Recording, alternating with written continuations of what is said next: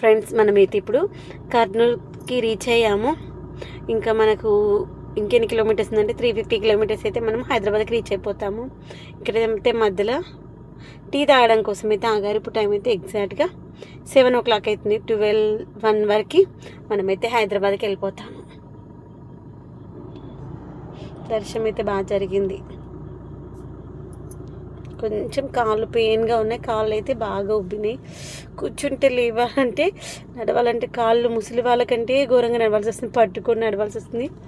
అంత పెయిన్గా ఉన్నాయి. కూర్చున్నప్పుడు ఏమైనా పిల్లలు లేచి నిలబడ్డప్పుడు అయితే కాళ్ళు చాలా హెవీ పెయిన్గా ఉంది.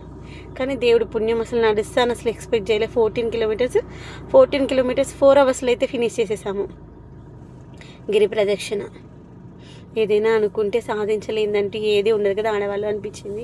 అసలు నైట్ వరకు కూడా నేను చేస్తానా లేదా, అరికాళ్ళు పాదాలు మడిమలు ఉంటాయి కదా, అవి నాకు 1 month నుండి చాలా హెవీ పెయిన్ వస్తున్నాయి.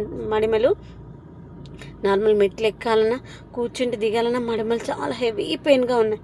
అలాంటి గిరి ప్రదక్షిణలో చెప్పులు లేకుండా ఎట్లా నడుస్తానా అనిపించింది.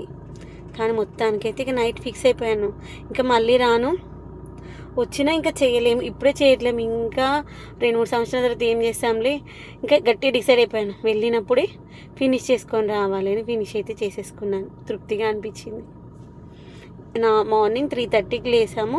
5 o'clock అయితే స్టార్ట్ చేసాము గిరి ప్రదక్షిణ. 5 o'clock స్టార్ట్ చేస్తే 9 వరకు అయిపోయింది. 6, 7, 8, 9 o'clock వరకు ఫినిష్ అయిపోయింది. ఇంకా దాంట్లో మనకి 1/2 hour కంటే ఎక్కువ మోక్ష మార్గం దగ్గర టైం పట్టింది. తర్వాత ఇంకా చాలా క్రౌడ్ పెరిగారు.